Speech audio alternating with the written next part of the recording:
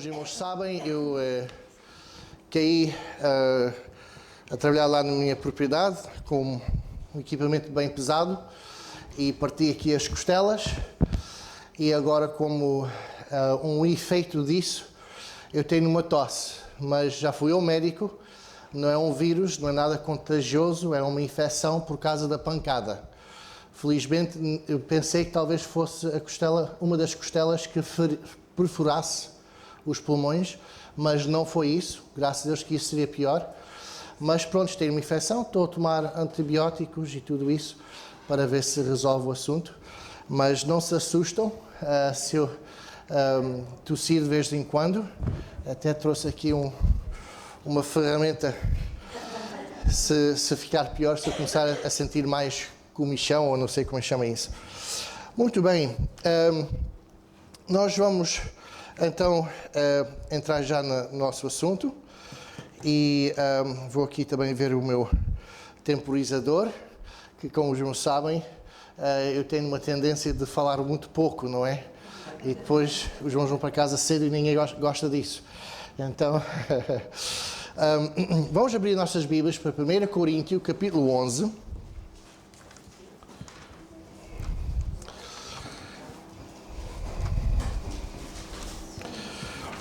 Eu queria fazer uma apresentação visual, porque a primeira parte especialmente poderá ser mais fácil se podiam ver as palavras, mas não tive tempo.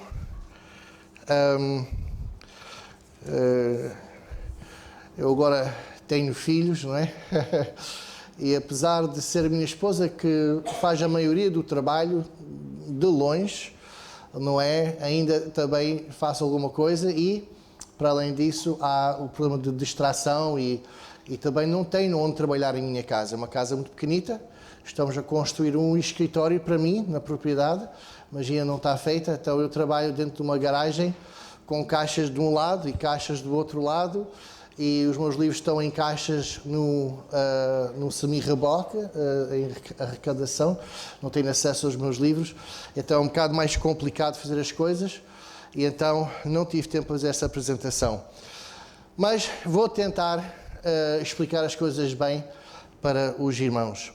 Vamos ficar de pé para a leitura desta passagem. Esta passagem vai ser o tema para a mensagem hoje. E eu de vez em quando vou ter que pôr os óculos, mas eu tenho uma Bíblia de letra grande que comprei aqui, que foi muito bom, e isso ajuda, mas os meus apontamentos estão escritos em letra mais pequena. Então diz assim, a 1 Coríntios 11, versículo 3. 1 Coríntios 11, versículo 3. E diz assim, mas quero que saibais que Cristo é a cabeça de todo o varão. E o varão é a cabeça da mulher e Deus a cabeça de Cristo. Eu vou repetir. Mas quero que saibais que Cristo é a cabeça de todo o varão e o varão a cabeça da mulher e Deus a cabeça de Cristo. Vamos orar. Senhor Deus, nós te agradecemos por esta oportunidade, este privilégio que nós temos de nos reunir ao teu nome. Te agradecemos, Senhor, que tu edificaste e continuas a edificar a tua igreja e que nós temos esta habilidade de nos reunir e de aprendermos de ti e de também, Senhor, encorajar uns aos outros. Nós te agradecemos, Senhor, por esta bênção e que estamos num país em que, por enquanto, conseguimos fazer isto com toda a liberdade. E nós te pedimos agora, Senhor, que o teu Espírito Santo possa realmente operar neste salão, que realmente possa falar através de mim e que cada coração, cada ouvido esteja aberto e deixe o teu Espírito Santo falar aos seus corações. Nós te pedimos que possas ajudar-nos a deitar fora, a lançar no lixo todas as filosofias, ideias, conceitos do mundo, para que possamos receber a tua palavra, os teus ensinos puros e santos, Nós sabemos, Senhor, que o que Tu ensinas é para o nosso bem. O que o mundo ensina é para o nosso mal. E esta manhã nós vamos ouvir alguns assuntos que estão em direta oposição àquilo que o mundo ensina. Que realmente nós possamos aceitar a Tua verdade e não a mentira do mundo. Nós te pedimos estas coisas e agradecemos-te em nome do nosso Senhor Jesus Cristo. Amém. Podem se assentar, irmãos. Então, o assunto de hoje é uma palavra um bocado antiquada, que quase que já não se usa hoje. E é aqui que eu gostava de ter uma apresentação para mostrar as palavras, mas a palavra é cabeçalato. Cabeçalato, ok? E agora, eu estava sempre à procura desta palavra, porque a palavra, por acaso, é ainda muito usada em inglês. Em inglês é headship. Headship.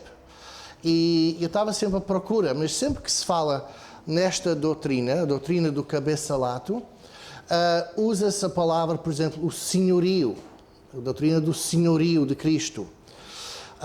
Às vezes usava-se a palavra, a doutrina da capitania de Cristo, porque capitania vem do latim, quer dizer cabeça.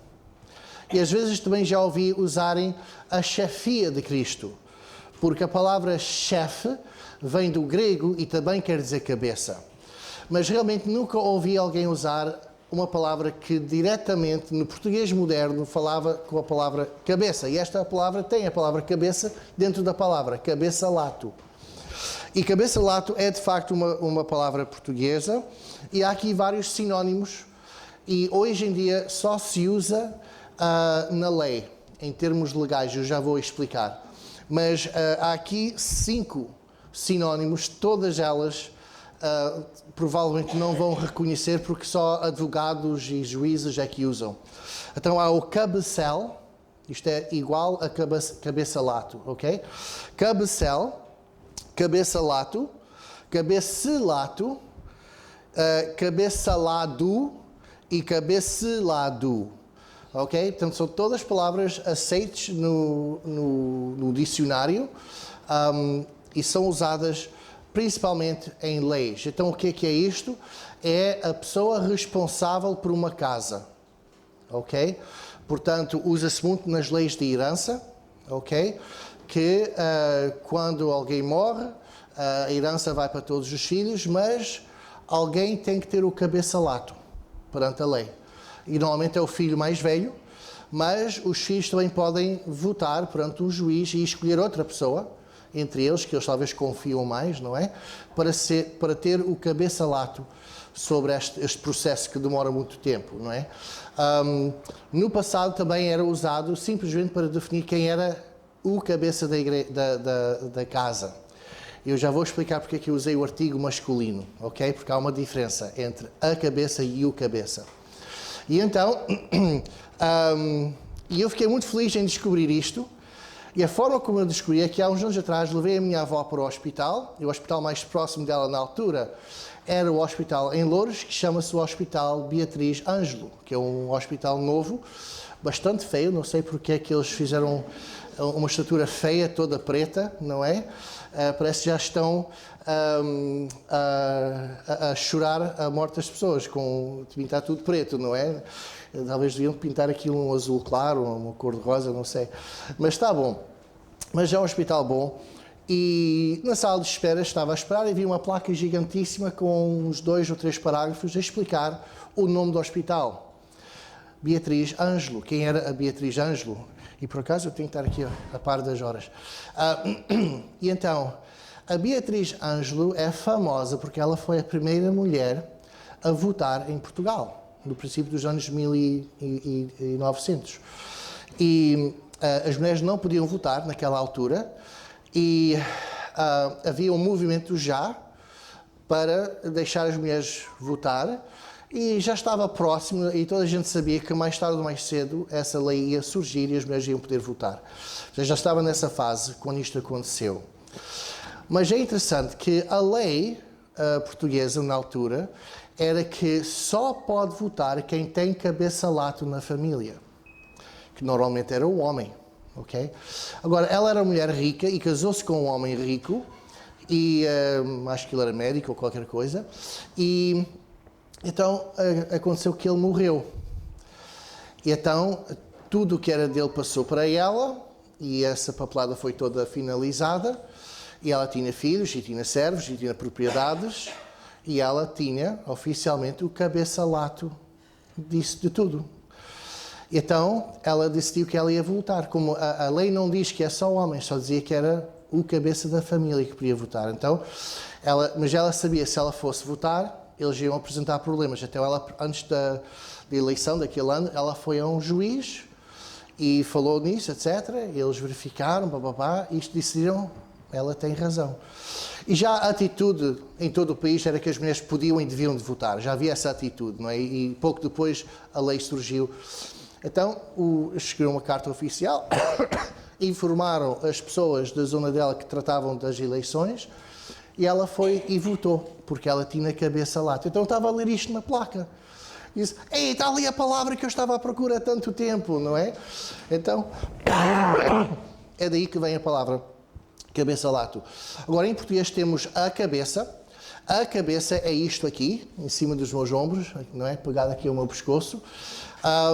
E isso é a cabeça. E quando nós falamos, por exemplo, de Cristo ser a cabeça do corpo, da igreja, não é? Usamos a cabeça, porque é uma figura de um corpo com cabeça. Mas quando falamos de alguém como tendo liderança, por exemplo, liderança da sua casa, liderança sobre a herança, ou Cristo como o líder da igreja, então é o cabeça, ok? E é infeliz porque eu estive a ver nas Bíblias antigas, em certas passagens, dizia que Cristo era o cabeça da igreja, mas agora as Bíblias modernas mudaram tudo para a cabeça. Não é? Talvez pensavam que as pessoas iam pensar que eles fizeram ali um erro, não é? Por U em vez de A. Mas eu acho que é pena porque também é bom nós aprendermos alguma coisa de vez em quando, não é? Então, o cabeça refere-se realmente à função de liderança. A cabeça refere-se a uma parte do corpo, ok? Muito bem. Isso teria sido muito mais fácil como uma apresentação aqui, mas vamos avançar. Então, nós temos na Bíblia, e eu vou focar muito em muitas passagens bíblicas daqui a pouco tempo, portanto, eu ainda não foquei em passagem nenhuma, mas já essa hora vai chegar. E então, eu vou só dar aqui um rápido resumo da doutrina do cabeça-lato na Bíblia. E na Bíblia, o cabeça-lato é mesmo quem é o líder de alguma entidade. Ok? E já vamos ver isso. E depois vamos às passagens bíblicas. Temos, por exemplo, Adão sobre toda a humanidade. Adão tem cabeça-lato sobre toda a humanidade. Foi-lhe dado por Deus em Gênesis capítulo 1 e 2. Temos, em várias porções do Velho Testamento e também no Novo, o marido tem cabeça-lato sobre a mulher. Temos os pais sobre os seus filhos. Os pais têm cabeça-lato sobre os seus filhos. E como os irmãos sabem, a minha área secular é a educação e eu tenho convicções muito fortes sobre isso. Os pais têm cabeça-lato sobre os filhos, não é o Estado. Ok? Estou aqui a ler as letras. Líderes sobre o país. Alguém que é rei, por exemplo, um dos reis de Israel, tem cabeça-lato sobre o país. E se o país está mal, o rei é responsável por isso. Eu tenho um mestrado de administração de escolas e uma das coisas que vários professores disseram é que a responsabilidade derrama para cima. Não é como a gravidade em que a água derrama para baixo, mas a responsabilidade derrama para cima. Se algo acontece mal na escola, o diretor é responsável. Se vocês já ouvirem alguém a dizer isto foi a culpa de um funcionário, foi a culpa de uma professora, foi a culpa de quê? Esse homem é um cobarde. Ele deve assumir responsabilidade. Tudo o que acontece debaixo do cabeça-lato de alguém é a responsabilidade dessa pessoa. Okay? É por isso que na Bíblia nunca lemos que Eva trouxe o pecado para o mundo. Nunca. Quem é que trouxe o pecado para o mundo? Adão. Porque ele tinha cabeça-lato. Ela era a responsabilidade dele. Ok? Então nós vemos isso e vemos vários reis que havia idolatria na terra e o rei era culpado. Porquê? Porque ele tinha que fazer algo sobre isso. Então, isto faz parte da doutrina do cabeça-lato. Quem está em cima é responsável por quem está em baixo. E isso nós vemos líderes de países. Também temos na Bíblia, isto talvez é muito cultural, primogênitos sobre os outros irmãos. Também. Okay? O primogênito tinha cabeça-lato sobre os todos os irmãos. Quando os pais morriam, o primogênito tinha uma maior porção da herança do que os outros irmãos. E a primogenitura não era baseada em quem nascia primeiro. Normalmente era. Mas o pai podia mudar isso. Nós vemos Jacó a mudar Manassés, assim se diz, e Efraim. Manassés era o mais velho. Mas Jacó trocou as mãos e deu a bênção principal a Efraim, o menor. E fez ele o primogênito. Também vemos isso com Jacó e Esaú, e vemos outros exemplos disso na Bíblia, não é? Muito bem. Homens sobre esposas, em termos de continuação do nome e também da tribo. Então, quando o homem casa com uma esposa, agora a sua família, os seus filhos, têm o nome dele e do seu pai, não é? E continua, então, o nome da sua família. Isso ainda é verdade hoje em dia com a maioria das pessoas, não é? E é interessante que há algumas exceções na Bíblia. Por exemplo, aquelas 5 irmãs que aproximaram-se de Moisés, porque o pai não teve filhos nenhuns e eles tinham uma herança grande, então Deus permitiu que elas tivessem cabeça-lato, não é? E o homem que casasse com elas, era o nome delas e do pai delas que continuava, não era o nome do homem, ok? Isso foi uma coisa muito interessante, uma exceção que foi feita e que mostra que Deus não é machista, não é? Porque Deus disse a Moisés, não há problema nenhum, vamos avançar com isso, não é? Depois temos Jesus como o cabeça de tudo. E vamos ver passagens sobre tudo. Ele ainda parece que não está a reinar sobre tudo, mas quando ele voltar, ele vai resolver isso, não é? E vamos ver o cabeça-lato dele na verdade, na prática. Mas também ele é o cabeça sobre a igreja, ok? A igreja universal e cada igreja local, não é? Ele é a cabeça. Eu gosto muito da passagem em Apocalipse, capítulos 2 e 3, salvo erro, em que nós vemos Jesus a andar, a caminhar entre os castiçais. E cada castiçal representa uma igreja local. E essa imagem tem muito sentido, muito significado.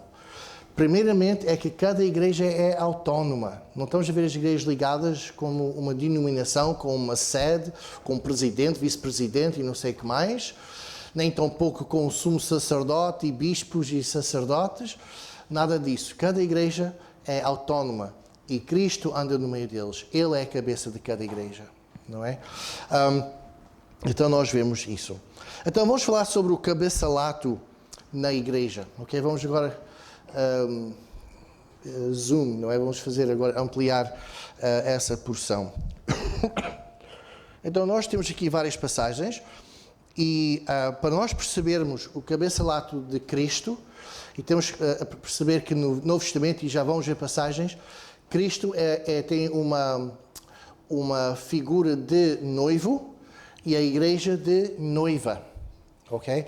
Então temos que primeiro perceber a relação entre homem e mulher na Bíblia. E depois já podemos passar para esse simbolismo de Cristo e a igreja.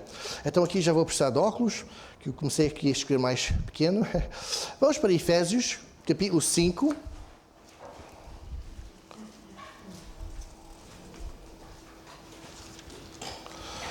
E antes de lermos esta passagem, Efésios 5, deixam também dizer que eu realmente não tenho nada dos meus apontamentos sobre isto, mas deixam só dizer que tudo o que eu acabei de dizer e que eu vou dizer está em direta oposição àquilo que Satanás quer que a humanidade acredita.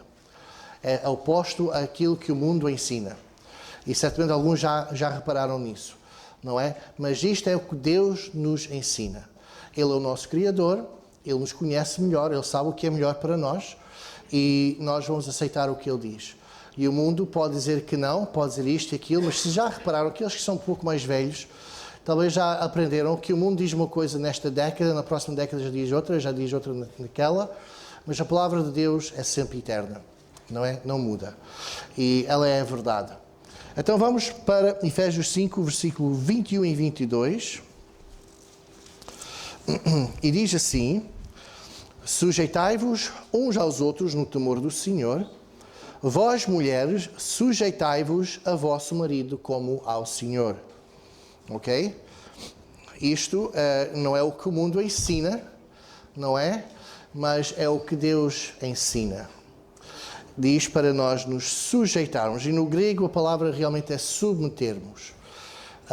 A palavra submissão tem uma ideia de os dois estarem numa missão, mas a mulher está numa função mais de ajudar na missão do homem. Mas os dois estão na mesma missão. Eu prefiro a palavra submeter e submissão porque mostra mais um trabalho de equipa. Enquanto que sujeitar é, pronto, eu sujeito-me ao rei, eu sujeito-me e não há ali nenhuma parceria. Enquanto que em submissão há parceria. E interessante, no grego é mesmo submissão, aqui. Então, nós vemos aqui, este versículo, as mulheres devem sujeitarem-se aos maridos, mas o versículo 21 diz para se sujeitarem uns aos outros também. Ok? Então, há ali uma sujeição uns aos outros. Nós sabemos, não está nos versículos que eu vou citar, mas em Gálatas diz que em Cristo não há macho nem fêmea, ou seja, o homem e a mulher são iguais. Ok? Não faz muito parte da minha mensagem hoje, mas na Bíblia o homem e a mulher são iguais, têm o mesmo valor nos olhos de Deus. Ok? Quando se fala das diferenças entre homem e mulher, estamos a falar de funções. Ok? Estamos a falar de funções. A mulher tem uma função, o homem tem outro, mas isso não faz o homem superior à mulher. E já vamos ver isso porquê. Ok? Colossenses 3:18.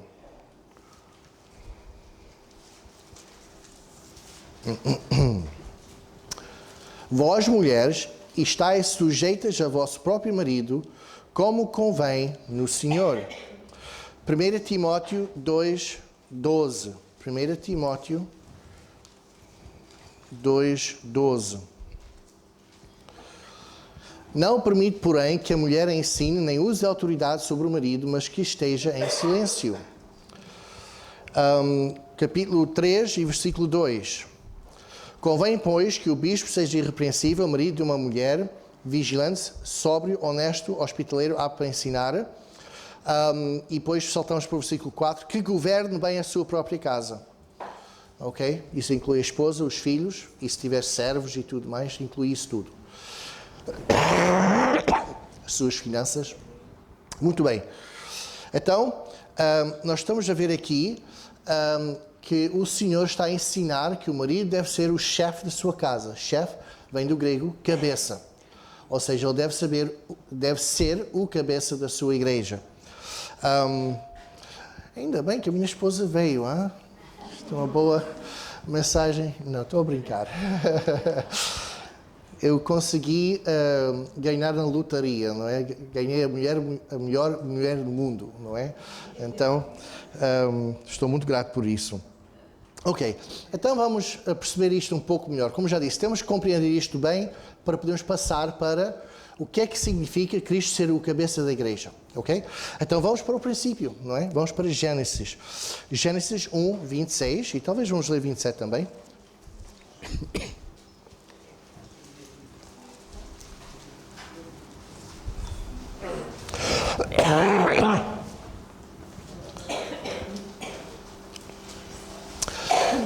Gênesis 1, versículos 26 e também vou ler o 27.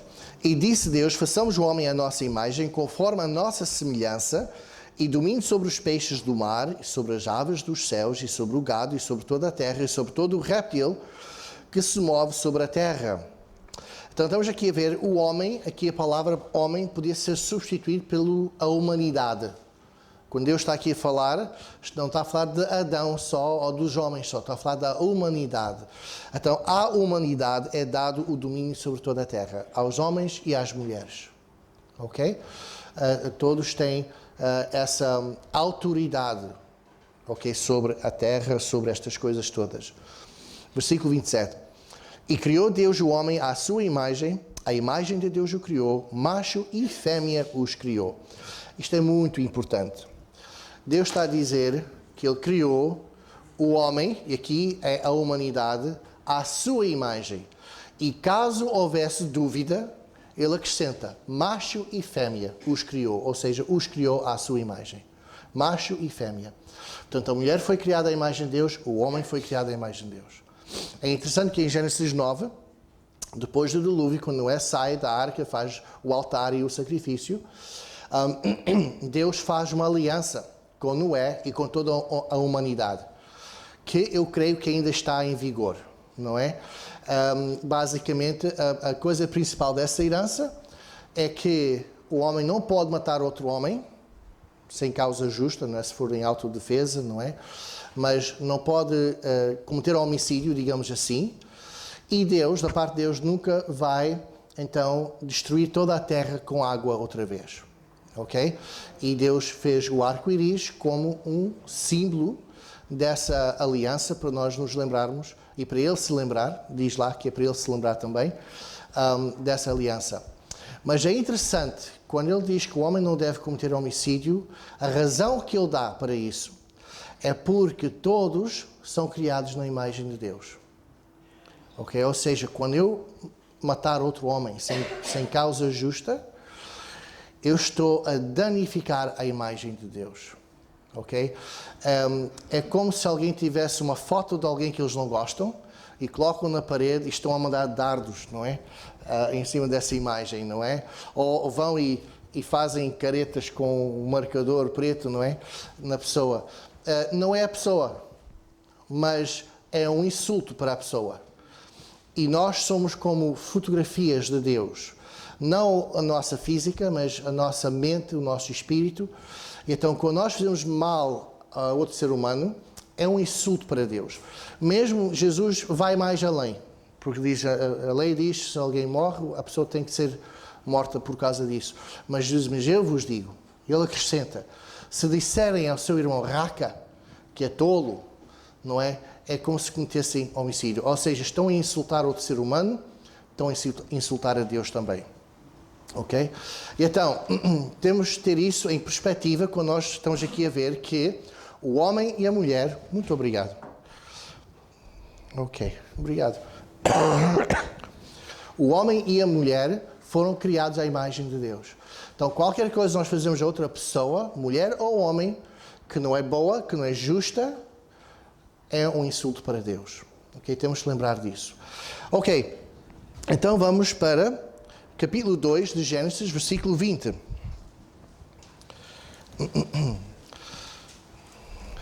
E nós estamos aqui a ver, é só um exemplo de Adão a exercer o seu cabeçalato.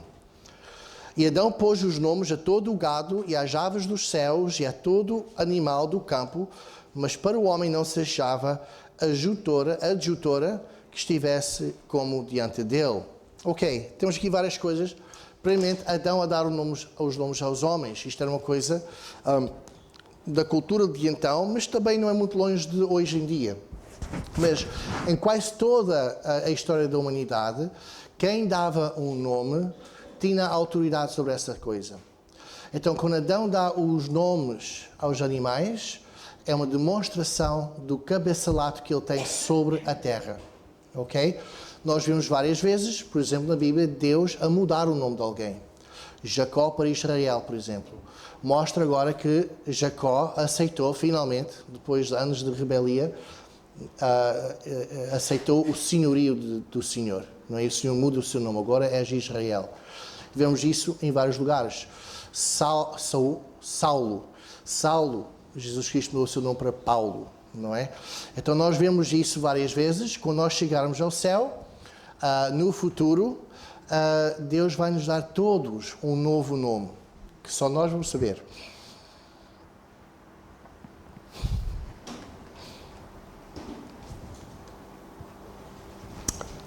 Só nós e Deus, que vai demonstrar a intimidade que vamos ter com Ele. Às vezes, maridos têm assim alcunhas que dão às mulheres e vice-versa, não é? É só entre eles, mais ninguém sabe, não é? Nós vamos ter um nome que só Deus vai saber, um novo nome. Isso vai mostrar o amor dele para connosco. Muito bem. Posso dizer que as minhas emoções também são resultado das costelas partidas? Não sei se... Não dá? Ok. Não tenho desculpa. Muito bem. Agora, vamos para a última parte deste versículo, que não se achava adjutora. E então, depois, nos próximos versículos, vamos ver que Deus cria uma adjutora para ele. O que é que isso quer dizer? O que é a palavra adjutora? No hebreu é ezer. É uma palavra que quer dizer alguém que tem... a palavra em português é uma palavra que não é muito conhecida, é idoneidade. Idoneidade, eu sempre pensava que isto tinha a ver com idade, mas não tem nada a ver com idade. Tem a ver com o facto que alguém tem as capacidades específicas para uma tarefa. Ok? Alguém que é idóneo quer dizer que, portanto, eu vou chamar o eletricista porque ele é idóneo para resolver o problema elétrico na minha casa. Eu vou ao mecânico porque ele é idóneo para resolver os problemas do meu carro. Estão a perceber a palavra idóneo? Então, nós temos a mulher é uma adjutora, ou seja, ela foi criada especificamente para poder ajudar Adão na sua missão de cabeça-lato. Então ela partilha esse cabeça-lato, mas de forma de ajudar o homem nisso. Isto é muito difícil hoje, engolirmos isso, depois de tanta lavagem de cérebro nas escolas, na televisão, na política, etc. E nós somos ensinados lá fora que isto é um insulto para as mulheres e que isto faz das mulheres inferiores, etc, etc, etc. Bem, vamos ver se isto é verdade, não é? Esta palavra, então, ezer, é usada muitas vezes no Velho Testamento e vamos ver uma delas nos Salmos. Vamos para os Salmos e vamos para Salmo 33.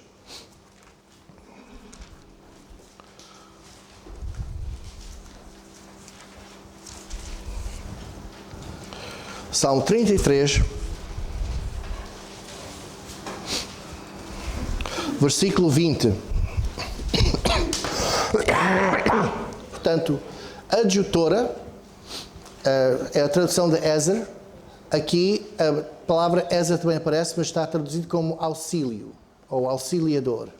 Ok? Então nós vemos aqui 33, versículo 20, a nossa alma espera no Senhor, e aqui a palavra Yahvé, é a palavra íntima de Deus, Ele é o nosso ezer, o nosso adjutor e o nosso escudo. Agora, alguém quer argumentar comigo que Deus é inferior a mim? Deus é inferior? Mas Ele é o nosso adjutor. Então, quando Deus diz que a mulher é adjutora do homem, não significa que ela é inferior. Não é? Eu estou certo que no dia de Cristo, que é o dia em que nós vamos ser julgados pelo nosso serviço ao Senhor, que vamos ver muitas mulheres adquirirem muitas mais coroas do que homens. Não é? Simplesmente pelo facto da submissão delas. E essas coroas significam autoridade, porque depois entra-se numa nova dispensação. E vamos estar no milénio e nós vamos reinar com Cristo. A palavra de Deus diz, vamos ser sacerdotes e reis. E eu estou certo que muitas mulheres vão ter posições de autoridade, muitos mais do que homens. É a minha opinião, não é? Por causa disso. Então, nós pensamos, estamos a submetermos, então é inferior, blá, blá, blá, blá, blá, mas não é. Não é. E temos também que ter uma mentalidade eterna. Não pensar só nesta vida passageira. Não é? Por muito mais tempo. Eu creio, vai haver muitas mais mulheres. Claro que no céu não há mulheres e homens. Jesus Cristo disse isso muito claramente, não é? Mas vamos ver pessoas que eram mulheres a terem muita autoridade porque tiveram mais coroas. E temos que manter essa perspectiva eterna. Muito bem. Vamos para Gênesis outra vez, capítulo 3. Esta mensagem é uma mensagem em que a introdução é a mensagem. E depois, ao fim, é que eu dou a conclusão. Que horas são? Ok. Sim. Entender, por amor ao tempo e às pessoas também, pode continuar para a semana. Ok. Eu já... Em vez de dar tudo hoje, Sim. interrompe quando achar. Sim. Para não ser tudo à pressa, que está a ser muito bom. Ok, muito bem. Termina depois, se puder, não sei. Pois não, mas eu já estou a chegar perto do fim. Sim, não, mas eu já pensei, quando estava a preparar esta mensagem, e já estou a prepará-la desde o meio do verão, que uau, isto estava um bom estudo assim de várias semanas, mas eu não fiz isso. Então, vamos lá ver. Mas obrigado, é bom saber isso. Então, João 3,16, Adão e Eva pecaram, e Cristo vem e ele começa a saber o que é que se passa aqui, não é? Claro que ele já sabia, mas ele queria que Adão e Eva percebessem o que é que eles fizeram, a gravidade daquilo que eles fizeram, não é? Então, para quem é que Deus vai? Para saber quem é que fez esta maldade. Ele vai a Eva? Ele vai à serpente? A serpente estava debaixo do domínio de Adão, não estava? Ele vai a Adão. Porquê? Ele tinha o cabeça-lato. E Adão é cobarde. E culpa a mulher, não é? Esta criatura aqui de duas pernas que tu me deste, foi ela. E ela culpa a serpente, não é? Mas então Deus diz, ok, aqui são as consequências do vosso pecado. Eu disse-vos que ia haver consequências. Deus disse que eles iam morrer naquele mesmo dia. E morreram. Espiritualmente eles morreram. E é um problema até o dia de hoje. É por isso que hoje nós temos que nos nascer de novo, nascer no Espírito, em Cristo Jesus, só pela fé em Cristo Jesus, por causa da obra dele na cruz. É que nós podemos ter o nosso espírito reavivado, mas o espírito morreu ali, naquele mesmo dia. E mais tarde os seus corpos também iam morrer. Mas ele está aqui então a delinear as consequências e ele chega à mulher. Ele diz... versículo 16, e a mulher disse, multiplicarei grandemente a tua dor e a tua conceição, com dor terás filhos, e o teu desejo será para o teu marido, e ele te dominará. Agora, essa última parte tem sido usada muito por feministas para dizer que antes do pecado, a mulher era igual ao homem em função e valor. E ela mandava tanto como a Adão e não tinha que submeter-se a Adão. E depois do pecado é que vemos aqui que o homem domina. E então estas feministas dizem que agora no Novo Testamento, em Cristo Jesus, tudo é restaurado como estava antes, então a mulher outra vez não tem que submeter-se ao homem. Apesar de haver muitos versículos, como já lemos, a dizer o contrário, no Novo Testamento, não é? Mas é porque essas pessoas não perceberam ou não querem perceber o que se passa aqui. Ok, o que é que quer dizer? Que o teu desejo será para o teu marido e ele te dominará, não é? Então, as feministas dizem que isso quer dizer que agora ela deseja servi-lo e ele vai dominar. Mas não é o caso. Alguns dizem, é um desejo sexual. Também não é o caso. Como é que nós podemos saber o que é que isto quer dizer? Será que há alguma ajuda na Bíblia? Bem, há um método de interpretar a Bíblia em que nós podemos encontrar outra passagem tem a estrutura igual, gramática, da frase, mas nessa passagem o significado é claro. Então nós podemos ir para essa passagem mais clara. É isso que isso quer dizer? Agora já podemos voltar para esta, que não era tão clara, e já podemos perceber o que é que isto quer dizer. E graças a Deus que essa passagem paralela, que tem uma estrutura gramática paralela, está mesmo no próximo capítulo. Então vamos para capítulo 4 e versículo 7. E Deus está a falar com Caim, antes de ele matar Abel. Então Deus foi muito gracioso para com Caim e avisa-o, porque Deus já sabe o que se passa no coração dele e sabe que se Caim não se controlar, isto vai resultar em uma coisa muito pior, que já sabemos que ele matou o seu irmão. Mas isto antes disso aconteceu e Deus está a avisá-lo, está a tentar ajudá-lo. E Deus diz, então assim a Caim... Espera aí que a minha folha... Ok. Deus diz aqui, se bem fizeres, não haverá aceitação para ti, E se não fizeres bem, o pecado jaz à porta. Agora vejam isto. E para ti será o seu desejo e sobre ele dominarás. Desculpa, versículo 7. Capítulo 4, versículo 7. Desculpa, vou ler outra vez. Se bem fizeres, não haverá aceitação para ti. E se não fizeres bem, o pecado jaz à porta. E para ti será o seu desejo e sobre ele dominarás. Então temos aqui exatamente a mesma estrutura gramática. E aqui está claro.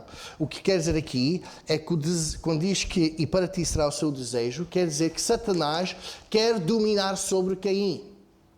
O apóstolo Paulo fala muito disso, da carne. Ele fala da carne, é a mesma coisa. A carne, o pecado, o velho homem, quer nos dominar, mas nós devemos dominar. Nós vemos isso mesmo em Romanos capítulo 6, acho eu. Ok? É a mesma coisa. Então, quando diz que para ti será o seu desejo, isso significa que essa coisa quer dominar sobre ele. Mas ele vai dominar sobre essa coisa. Ou pelo menos esse era o desejo de Deus para Caim que ele não fez. Então, quando voltamos para capítulo 3, versículo 17, e o teu desejo será para o teu marido, agora já compreendemos que ela vai querer dominá-lo. Mas ele vai dominar sobre ela. Ou o que nós temos aqui é uma maldição que Deus dá à mulher, em que a mulher não vai querer ser parceira de equipa. Ela quer dominar. Ou seja, a batalha dos sexos começou aqui. É parte da maldição de Deus. Okay? É isto o que isto significa. Nós vemos, comparamos as duas passagens, que têm uma gramática exata, então nós percebemos. Agora aqui a mulher quer começar a mandar, enquanto que antes ela estava satisfeita como colaboradora de Adão. Agora a mulher quer começar a mandar. Agora isto muda tudo quando nós chegamos ao Novo Testamento. Em vez daquilo que as feministas dizem, que a mulher agora volta a ser mandona, não é o contrário. Agora em Cristo a mulher tem a liberdade de voltar a ser colaboradora, submetida ao homem. Já não tem essa atitude e desejo de dominar sobre o homem. E se a mulher tiver isso, tem que orar e pedir que o Espírito Santo muda o seu coração. Porque isso faz parte da maldição. Isso causa stress no casamento. Isso causa tensão, não é? Mas Deus criou as coisas como deve ser, não é? E quando as coisas funcionam da forma como Deus quer, tudo funciona lindamente. Com outro problema que é Satanás, que quando ele vê isso, ele não gosta e começa a atacar, não é? E a nossa família tem sentido muito ataque recentemente. Porque estamos próximos de começar o nosso ministério, como que já há anos que estamos a preparar. E nós reparamos muita coisa a acontecer. E nós estamos desesperados. O que é que se passa aqui, não é? E então nós tivemos que... espera nós temos que ter olhos espirituais. Nós não estamos a batalhar contra carne e sangue. E Satanás está a ver o que estamos a fazer. E ele não quer. Ele quer desencorajar, quer destruir. Então, depois temos esta perspectiva. Começamos a orar para que Deus nos protegesse dos ataques dele. E os ataques pararam. Não é? Nós temos que ter olhos espirituais. Temos que ver para além daquilo que é evidente. Não é? Isso é o que é a fé. É a segurança das coisas que não se vê. E nós temos que estar sempre a par. Satanás está nesta sala a meter pensamentos nas vossas cabeças e na minha. Não é verdade? E nós temos que ter sempre a perspectiva eterna. Sempre a perspectiva espiritual. Estamos num mundo em que existem extraterrestres, alienígenas, e eles são demónios. E temos anjos também. Okay? Nós vivemos nessa realidade. E até os governos do mundo estão a começar a reconhecer isso. Estão a chamar estes extraterrestres ultradimensionais. Porque não são extraterrestres físicos, eles já reconhecem isso. E essas coisas que eles veem, isso é tudo verdadeiro. Eu já estou a começar a topar que, quando o Anticristo se revelar, vai falar destes extraterrestres como nossos amigos. E já vemos, quem vê filmes, eu já não vejo filmes há muito tempo, mas os filmes todos agora, de super-heróis e tudo, têm um tema comum.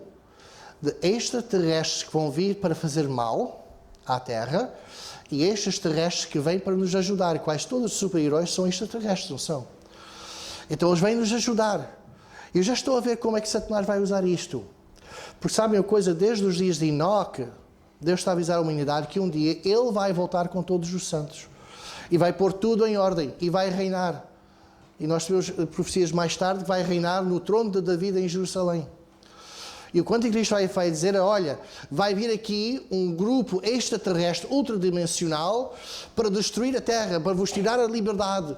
Mas está aqui estes outros extraterrestres ultradimensionais, que são os demónios, que estão aqui para ajudar-nos. E quando chegamos ao fim da tribulação e a guerra do Armagedão, é isso que vai acontecer. É a humanidade em rebeldia contra Deus e os demónios a lutarem contra Jesus e nós que vamos voltar com Ele. Eles vão dizer que estes são os inimigos. É interessante que o filme final de uma série de filmes de super-heróis acontece o arrebatamento. Mas da perspectiva de engano, de mentira. Não é que este mau, Thanos, acho que era, fez desaparecer montes de pessoas. Está a preparar as pessoas para o arrebatamento. Para que quando o arrebatamento aconteça, olha, foram estes extraterrestres de quais nós estamos a dizer. E os governos já estão a preparar, a dizer que existe OVNIs e é mesmo verdadeiro, blá blá blá. Então, quando o arrebatamento vai acontecer, os governos dizem, olha, vamos dizer a verdade, nós já estamos em contato com extraterrestres ultradimensionais, eles já avisaram que vai haver realmente um ataque de outro grupo e eles estão aqui para nos ajudar. E vai ser assim que o Anticristo vai dominar. Pronto, esta é a minha teoria, vendo todas as coisas que estou a ver agora, que faz sentido agora. Eu posso estar errado, não é? Isto não é verdade bíblica, mas poderá ser assim.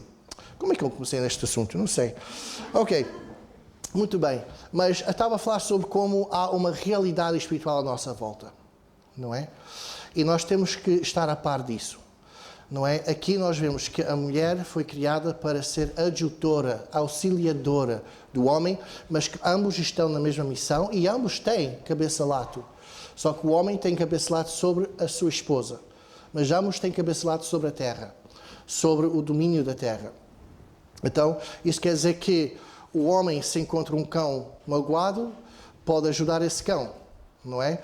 A mulher também tem cabeça-lato, senão ela podia dar um pontapé no cão e ir embora, não tinha responsabilidade nenhuma, mas já ela também tem essa responsabilidade de ajudar, não é? Então, isso é só um exemplo assim muito básico. Então, irmãos, acho que já compreendemos, então, a doutrina bíblica do cabeça-lato do homem sobre a mulher, e tenho que dizer que é o homem sobre a sua esposa, não é? Um homem não tem autoridade sobre a esposa de outro, ok? Ou sobre outra menina que não é casada.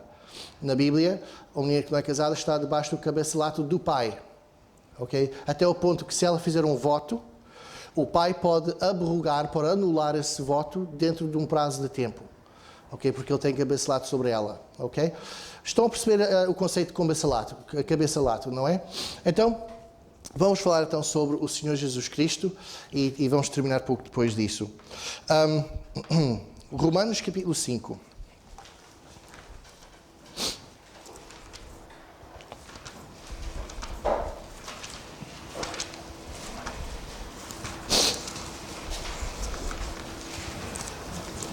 E versículo... Uau, é muitos versículos.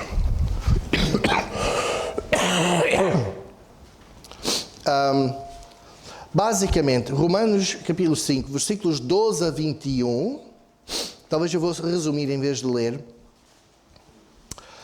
é tudo sobre o cabeça-lato de Adão e de Jesus Cristo, ok? Eu não vou ler para poupar o tempo, mas eu encorajo-vos, quando vão para casa e tiverem assim um bocado de tempo livre, pegam em Romanos capítulo 5, versículos 12 a 21, e fala como Adão não usa a palavra cabeça-lato aqui. Acho que também não usa a palavra cabeça, salvo erro, mas a doutrina está lá muito claramente.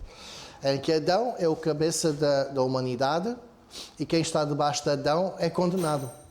Porque Adão pecou e nós estamos debaixo desse mesmo. Todos nós temos o pecado porque herdamos isso de Adão. Mas há o escape. Nós podemos rejeitar o cabeça-lato de Adão, nós agora temos essa escolha, e podemos aceitar o cabeça-lato de Cristo, o segundo Adão, ok? O último Adão. Aí agora estamos debaixo do seu cabeçalato. E quando chegamos ao julgamento, se Deus disser porque é que eu devo deixar de entrar no céu, nós podemos dizer, olha, eu estou debaixo do cabeçalato de Cristo, fala lá com Ele.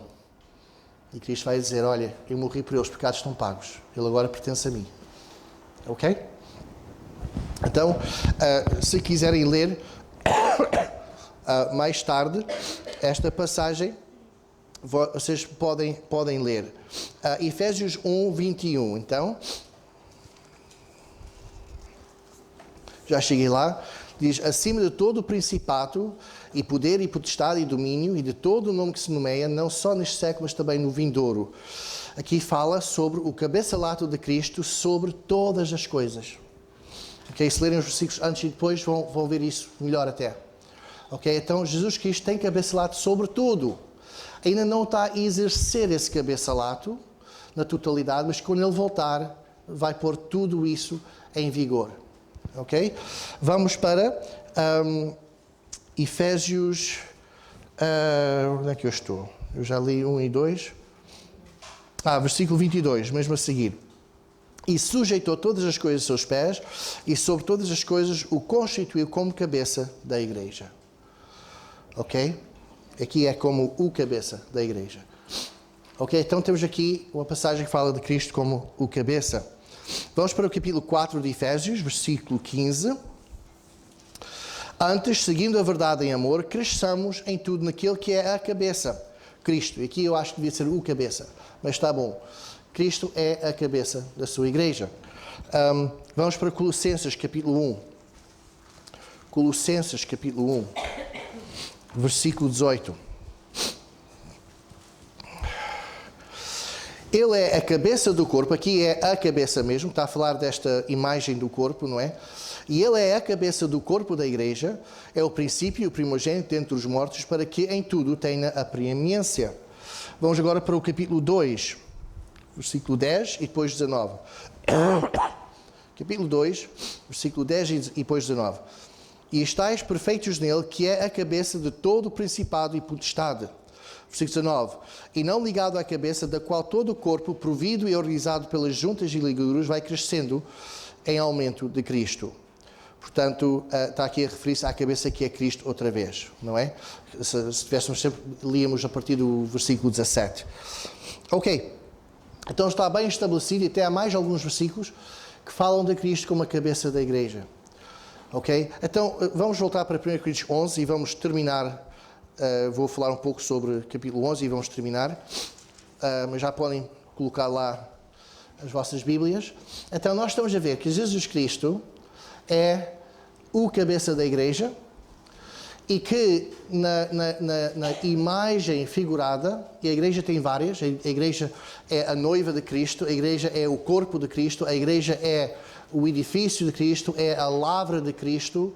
Há vários outros simbolismos que é usado sobre a relação de Cristo com a igreja. Nós estamos a ver, então, esta que demonstra que Cristo é a cabeça. Ele é o líder. Ok? Então, e não há outro líder na igreja. Ele é o líder. Mesmo os anciãos, em Hebreus, são chamados como subpastores e Cristo o sumo pastor. Não é? Então, Cristo é o líder da igreja. Ok? Vamos então ver 1 Coríntios 11 e vamos rapidamente fazer aqui um estudozinho sobre o que nós vemos aqui. Porque é interessante que Cristo deu uma instrução à igreja para simbolizar o cabeçalato de Cristo sobre a sua igreja. E é interessante que os anjos, quando entram na igreja, há aqui anjos, eles gostam de ver este símbolo. Porque o símbolo significa que Cristo é o cabeça da igreja. Já vamos ver isso. Capítulo 11, versículo 1. Sede meus imitadores, como também eu de Cristo. Versículo 2. E louvo-vos, irmãos, porque em tudo vos lembrais de mim e retendes os preceitos como vos entreguei. Então, o que nós vemos aqui é que a igreja de Corinto estava a seguir esta prática que Paulo vai começar a falar. Ele está a louvá-los. A palavra louvar aqui também é aplaudir. Ele está a dizer, olha, estou muito contente, vocês estão a seguir isto. No versículo 16, ele diz algo que parece que ele está a dizer, olha, as outras igrejas também fazem isto. Portanto, é uma prática, um ensino que existia nas igrejas e que Coríntios já estavam a praticar, que é talvez uma das poucas coisas que Paulo diz positivo dos Coríntios, não é? De resto, eles não estavam, e Paulo estava a corrigir aqui, ele estava a encorajá-los a continuar, porque era bom o que eles estavam a fazer. Então, versículo 3, que foi o que nós lemos no princípio, mas quero que saibais que Cristo é a cabeça de todo o varão, e o varão a cabeça da mulher, e Deus a cabeça de Cristo. E aqui nós temos a chave. Quando nós temos um mapa, alguns no mapa temos a chave, que diz, olha, 1 quilómetro é 1 centímetro, ok? Um círculo com branco no meio é uma vila, um círculo com preto no meio é uma cidade, e temos ali a chave para o mapa. E aqui temos a chave para o resto do capítulo. Deus é o cabeça de Cristo, Cristo é o cabeça do homem, o homem da mulher. Mas nós também já sabemos que Cristo é o noivo e a igreja a noiva. Ok? Então vamos ver. Todo o homem que ora e profetiza tendo a cabeça coberta desonra a sua própria cabeça. Quem é a cabeça do homem? Está ali a chave. É Cristo. Ok? E toda a mulher, mas toda mulher que ora e profetiza com a cabeça descoberta, desonra a sua própria cabeça. Porque é como se estivesse rapada. Quem é a cabeça da mulher? É o homem. Portanto, o véu não tem nada a ver com modéstia. Há um movimento agora de mulheres por todo o mundo a voltarem a usar o véu. Mas, infelizmente, elas pensam que o véu é para modéstia, é para cobrir a sua beleza, porque o cabelo é a glória da mulher, etc. Okay? Já vamos ver que isso não é o que a Bíblia está a ensinar. Aliás, quem vê revistas de moda e tudo mais, eu não vejo, mas vejo nas lojas. A pessoa está ali à espera, na caixa, e está ali as revistas para toda a gente ver. E vê-se muitas vezes mulheres com véus, com chauls, assim, chaul, ou... chairos, ok? Ou com chapéus, ou com outra coisa a cobrir a cabeça, muito estilioso, não sei se é uma palavra, muito bonito. Em beleza a mulher até. O véu não cobre a glória de mulher, não é? A não ser que é daqueles véus que os muçulmanos usam, não é? Mas não é para cobrir a beleza da mulher. Tem outro significado, tem a ver com o cabeçalato. Portanto, eu ia ler esta passagem, mas talvez não vou, porque também estou a ficar com fome, não é? Ainda bem que o pregador é compassivo aos sofrimentos da audiência também, não é? Mas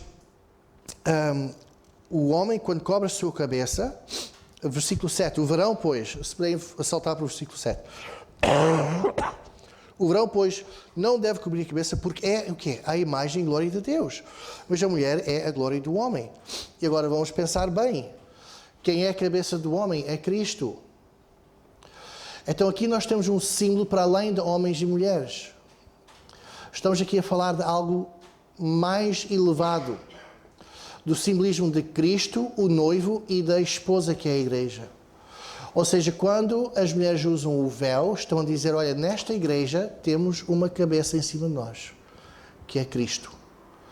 Quando um homem descoberta a sua cabeça, e ele representa Cristo, que a cabeça dele é Cristo, está a dizer, não há aqui nenhuma autoridade por cima de Cristo. Ele é a autoridade máxima nesta igreja. E os anjos vêm e gostam. Onde é que está esse versículo? 11, obrigado. Que agora estou só a soltar, a ver se acabamos. Todavia, nem o varão é sem mulher. Não é o 11. 10, obrigado. Exato, é o 10. Portanto, a mulher deve ter sobre a cabeça sinal de poderio, aqui também podemos dizer cabeça-lato, por causa dos anjos. Não é? Os anjos gostam de ver isto. Eles assistiram à rebelião de Satanás e os anjos caídos no céu. E houve guerra. Foi feio. Eles viram a queda do homem no jardim e viram a devastação que isso causou à raça humana até os dias de hoje. Pessoas torturadas, mortas, violadas, horrível. Então, nas igrejas do Senhor, os anjos gostam de ver esse símbolo, essa lembrança que sim, Cristo tem o cabeça-lato. E Ele vai ter um dia, vai voltar e vai ter, na verdade, sobre toda a terra.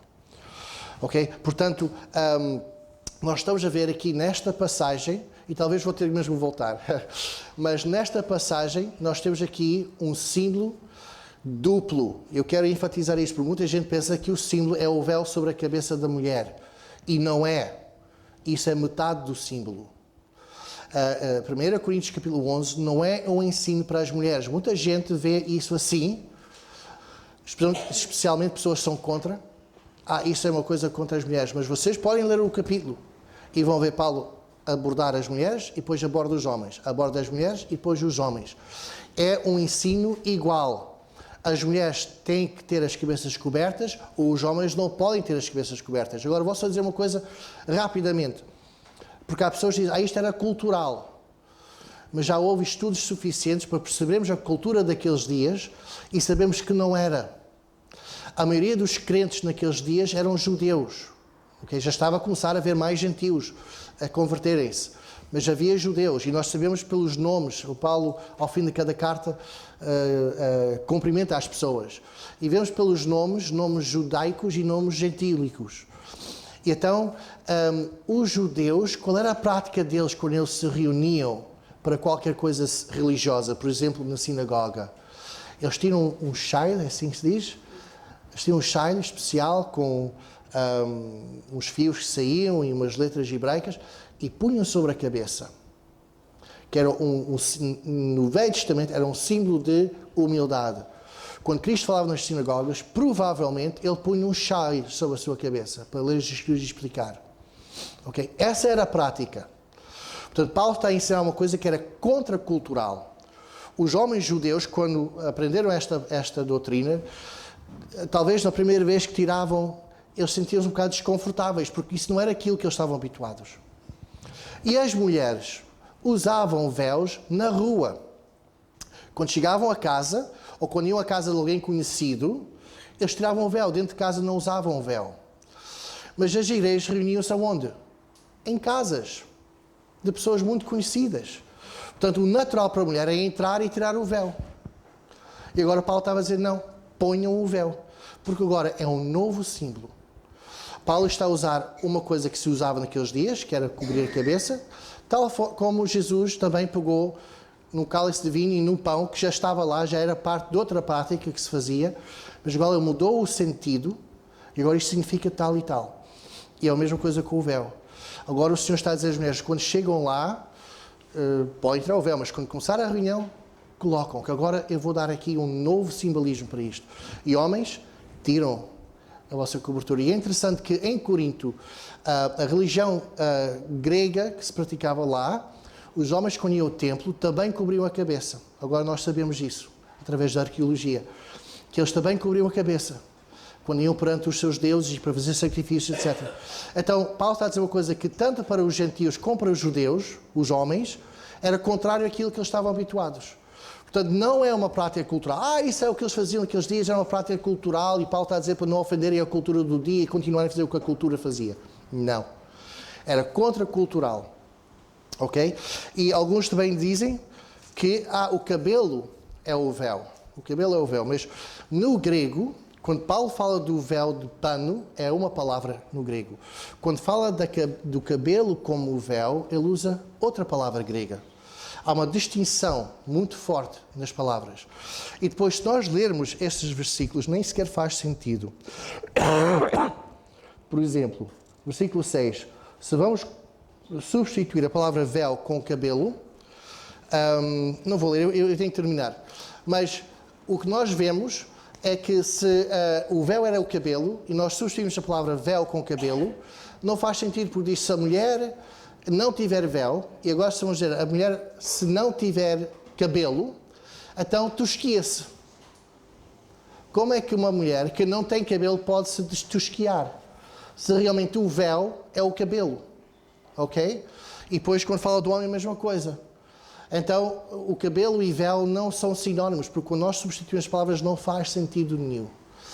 Ok? E também isso queria dizer que os homens, antes de entrar na igreja, tinham que rapar a cabeça toda.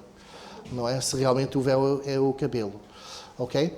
Então, só quero dar algumas respostas a algumas formas como pessoas tentam dizer que nós não precisamos usar o véu. Ok? Isto é para hoje? Paulo dá 4 razões. E se eu voltar um dia, nós vamos focar só neste capítulo. Pela qual nós devemos usar o véu. Nenhuma das razões é cultural. Nenhuma das razões é temporal. Temporal quer dizer que era para o tempo de então.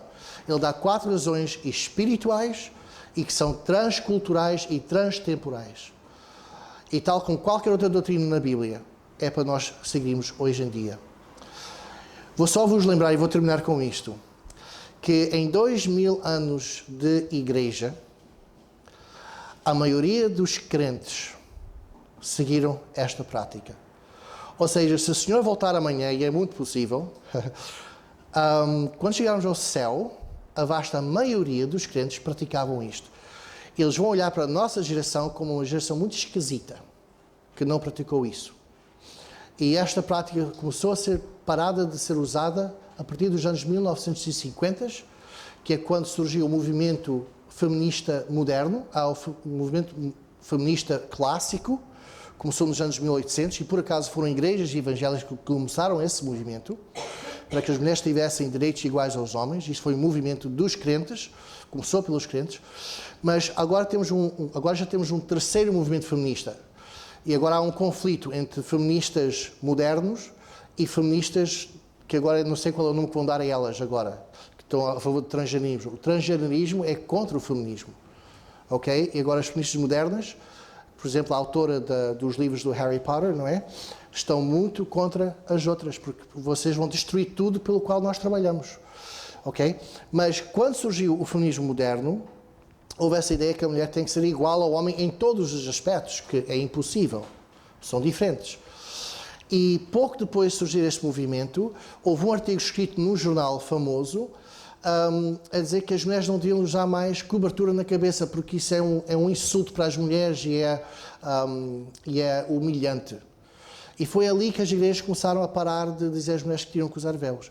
Agora, as igrejas continuaram por dizer, não, isso não tem nada a ver. Estamos aqui na Bíblia, temos uma razão, não tem nada a ver com humilhação, nem nada disso. E o símbolo não é só o véu na mulher, é também o homem não poder usar a cobertura, é para os dois. Okay, mas foi a partir daí que muitas igrejas pararam de usar o véu. Não foi porque descobriram que há aqui uma maneira melhor de interpretar esta passagem, não. Foi mesmo influência do mundo. E como já disse, quem é que é a cabeça da igreja? É o movimento feminista moderno ou é Cristo? E isto é o que Cristo nos mandou. Então, irmãos, eu quero vos deixar com isto. Espero que foi um encorajamento para vocês e que quando venham para a igreja possam fazer como os anjos, olhar à volta e dizer sim, o Senhor é o cabeça desta igreja. Não é? Nós vemos isto simbolizado nesta igreja, não é?